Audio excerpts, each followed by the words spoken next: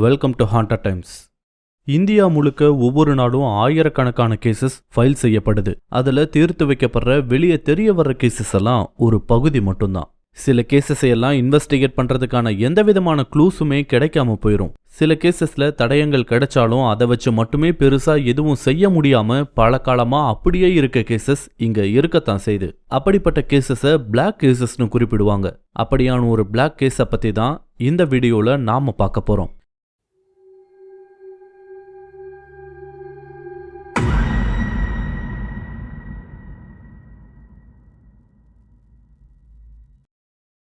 தமிழ்நாடு கேரளா பார்டர்ல இருக்க ஹில் ஸ்டேஷனை சேர்ந்த ஒரு டவுன் அது ஒரு டூரிஸ்ட் ஏரியாவும் கூட. மலைக்கு மேல இருப்பதால சம்மர் டைமை தவிர மற்ற எல்லா மாசங்கள்லயும் குளிர் வாட்டி எடுக்கக்கூடிய ஒரு பகுதி அது. அந்த டவுன் பார்டர்ல இருந்ததால 2 ஸ்டேட்காரங்களுக்கும் 2 மொழியுமே தெரியும். அந்த பகுதியோட நேட்டிவ் பீப்புள்னு பார்த்தா ட்ரைபல் பீப்புள் தான். மற்றவங்க எல்லாருமே டீ எஸ்டேட்ல காஃபி எஸ்டேட்ல ஒர்க் பண்ண வெளியூர்ல இருந்து வந்தவங்க தான். இது இல்லாம central government and state government வேலைகளுக்காகவும் இங்க வந்து செட்டில் ஆயிருக்காங்க. பொதுவாக எஸ்டேட்களில் வேலை செய்ய வர்றவங்க அங்கேயே கொடுக்கப்படுற வீடுகளில் தங்கிக்குவாங்க. இது இல்லாமல் அங்கே குடியேறினவங்கெல்லாம் 1/2 ஏக்கர் 1 ஏக்கர்னு தனித்தனியாக நிலம் வாங்கி அதில் வீடு கட்டி வாழ்ந்துக்கிட்டு வந்தாங்க. இந்த மாதிரியான வீடுகள் எல்லாம் கொஞ்சம் தள்ளி தான் இருக்கும். அப்படிப்பட்ட ஒரு ஏரியா தான் மூங்கில் பள்ளம். ஒரு காலத்தில் அந்த பகுதியில் ஒரு பெரிய மூங்கில் காடு இருந்துச்சான். சுதந்திரத்துக்கு முன்னாடி டேம் கட்டுற சமயத்துல அந்த ஏரியாவில் பல இடங்கள் திருத்தி அமைக்கப்பட்டு அங்க மனித குடியேற்றம் நடந்திருக்கு. அதுல கொஞ்சம் மேல் மட்டத்துல வேலை செஞ்சவங்களுக்காக திருத்தப்பட்ட இடம் தான் இந்த மூங்கில் பள்ளம். நல்ல பசுமையான ஏரியா. அங்க இருந்த ஒரு வீட்டுல இருந்துதான் அந்த ஏரியாவோட மெயின் போலீஸ் ஸ்டேஷனுக்கு ஒரு நாள் ராத்திரி 8 மணிக்கிட்ட ஒரு ஃபோன் கால் வந்திருக்கு.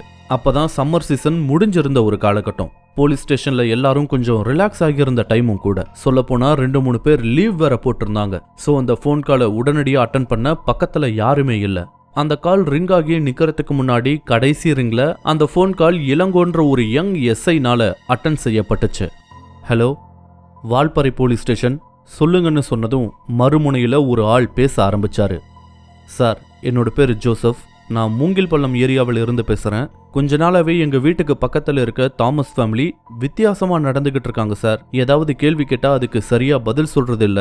அதுவும் கடைசி 2 நாளா அவங்களுக்கு என்ன ஆச்சுன்னு கூட எங்களுக்கு தெரியல. அவங்க வீட்டை விட்டு வெளியே வரல சார். ஆனா லைட் மட்டும் 2 நாளா ராத்திரியும் பகலுமா எரிஞ்சுகிட்டே இருக்கு. உள்ள யாரோ நடமாடுற மாதிரி சத்தம் வேற கேக்குது சார். அவங்களுக்கு பக்கத்துல நாங்க தான் இருக்கோம். பசங்கெல்லாம் ராத்திரியானாலே பயப்படுறாங்க சார். என்னன்னு வந்து விசாரிக்கிறீங்களான்னு கேட்டிருக்காரு அந்த நபர். அவரோட பேச்சில் ஒரு பரபரப்பும் பயமும் சேர்ந்து இருந்ததை இளங்கோவால நல்லாவே உணர முடிஞ்சுது. சரி சார், உடனே வர்றோன்னு சொல்லிட்டு சரியான அட்ரஸை கேட்டு வாங்கிக்கிட்டு காலை கட் பண்ணா இளங்கோ. அவன் அந்த ஸ்டேஷன்ல எஸ்ஐயா ஜாயின் பண்ணி 2 வருஷம் ஆகியிருந்தது. அவனுக்கு தெரிஞ்ச அந்த 2 வருஷத்துல மூங்கில் பள்ளம் ஏரியாவில் இருந்து வந்த முதல் கம்ப்ளைண்ட் இதுதான்னு கூட சொல்லலாம். அதை பத்தி தான் யோசிச்சுக்கிட்டு இருந்தான் இளங்கோ. அந்த ஏரியாவில்னு மட்டும் இல்ல, அந்த ஸ்டேஷனோட லிமிட்ல இருக்க எல்லா ஏரியாவிலையும் ரொம்ப சீரியஸான பிரச்சனைகள் நடந்ததே கிடையாது. பக்கத்து வீட்டுக்காரங்க கூட சின்ன சின்ன சண்டை, ஃபேமிலி டிஸ்பியூட், இப்படிதான் லோக்கல்ல இருந்த பிரச்சனைகளே வரும். மற்றபடி தலைவலின்னு பார்த்தா அங்க வரக்கூடிய டூரிஸ்ட்னால மட்டும்தான். குடி பிரச்சனையில இருந்து ஆரம்பிச்சு தற்கொலை பண்ணிக்கிறது வரைக்குமே அங்க நடக்கிற மேஜர் ப்ராப்ளம்ஸ்க்கு காரணமே வெளியூர்கள்ல இருந்து வந்தவங்க தான். அப்படி மாற்றவங்க சின்ன பசங்களா இருந்தா வான் பண்ணி விட்டுருவாங்க. அதையும் மீறி பிரச்சனை பண்றவங்க மேல கேஸ் போட்டு தானே ஆகணும், வேற வழி இல்லைல்ல.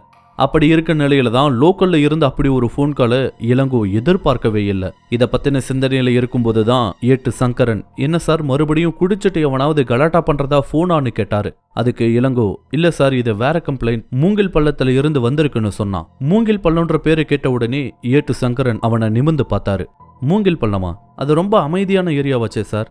அங்க யார் வீட்டுல இருந்து கால் பண்ணாங்கன்னு கேட்கவும், தாமஸ்னு ஒருத்தர் கால் பண்ணாரு சார்.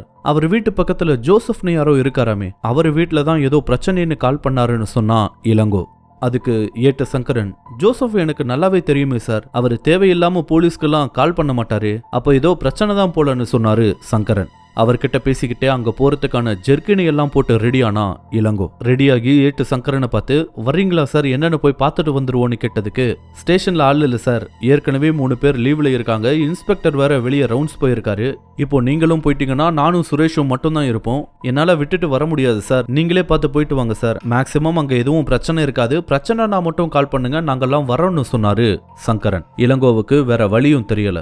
ஸோ வெளியே நின்றுட்டு இருந்த அவனோட புல்லட்டை ஸ்டார்ட் பண்ணி மூங்கில் பள்ளத்தை நோக்கி போக ஆரம்பிச்சான். அங்க போய் சேர இன்னும் 1/2 மணி நேரம் ஆகும். அதுக்குள்ள இளங்கோ யாருன்றத பத்தி பார்த்துடலாமா?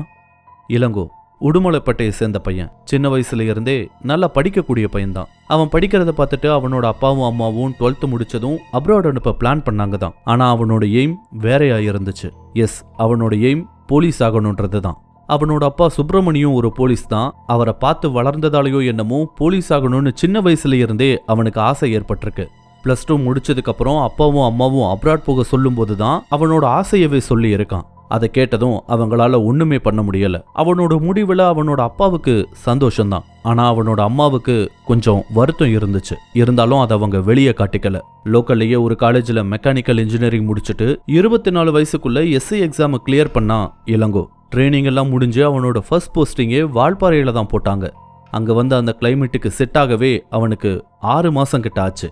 சின்ன வயசுன்றதால கொஞ்சம் ஸ்ட்ரிக்டா தான் இருந்தான் இளங்கோ. இதையெல்லாம் கவனிச்சுக்கிட்டே இருந்த இன்ஸ்பெக்டர் ஒரு தடவை அவனை கூப்பிட்டு ஃப்ரெண்ட்லியா, இவ்வளோ ஸ்ட்ரிக்டாவெல்லாம் நம்ம ஜாப்ல இருக்க முடியாது இளங்கோ. அதுவும் நாம இருக்க இந்த பகுதியில் இருக்கவே கூடாது. ஏன்னா இது சிட்டி கிடையாது, ஃபாரஸ்ட் ஏரியா. டூரிஸ்ட்டை தவிர ட்ரைபல் பீப்புள் கிட்ட கொஞ்சம் அட்ஜஸ்ட் பண்ணி தான் ஆகணும். கொஞ்சம் பார்த்து நடந்துக்கோங்கன்னு அட்வைஸ் பண்ணாரு. அதுக்கப்புறம் அவனோட ஆட்டிடியூட் கொஞ்சமா மாறி இருக்குதான். அங்க வந்த 2 வருஷத்துல நிறைய விஷயங்கள், குறிப்பா டிபார்ட்மெண்ட் சம்பந்தமா நிறையவே விஷயங்களை இளங்கோ தெரிஞ்சுக்கிட்டான். இதுதான் இளங்கோவோட பேக் ஸ்டோரி.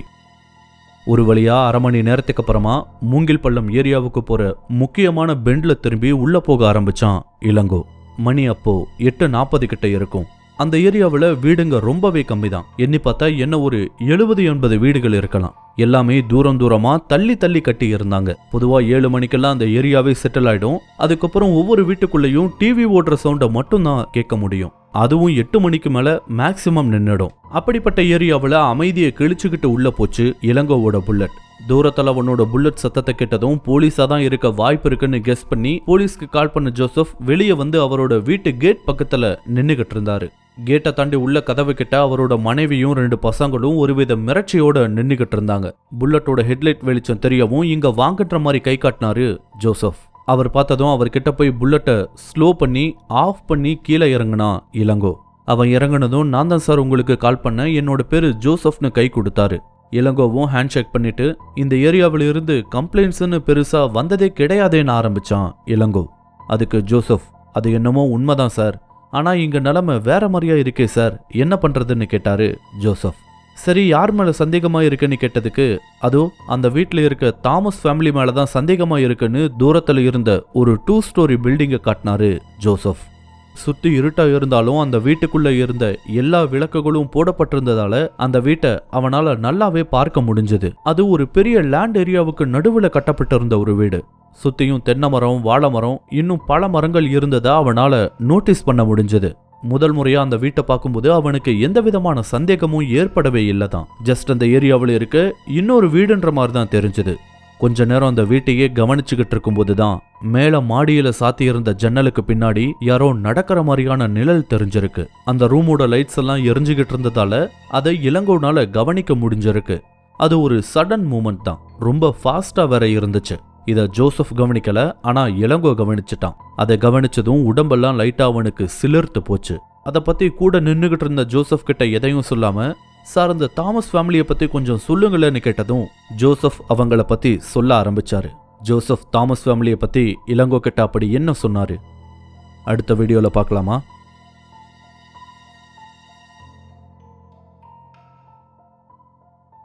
இந்த வீடியோ உங்களுக்கு பிடிச்சிருந்தா லைக் பண்ணுங்க, கமெண்ட் பண்ணுங்க, ஷேர் பண்ணுங்க. இதே மாதிரியான புதிய வீடியோக்களை பார்க்க மறக்காம ஹாண்டா டைம்ஸ் சேனலுக்கு சப்ஸ்கிரைப் பண்ணுங்க. அண்ட் மறக்காம நோட்டிபிகேஷன் பெல் ஐகானையும் கிளிக் பண்ணி விடுங்க. தேங்க்யூ.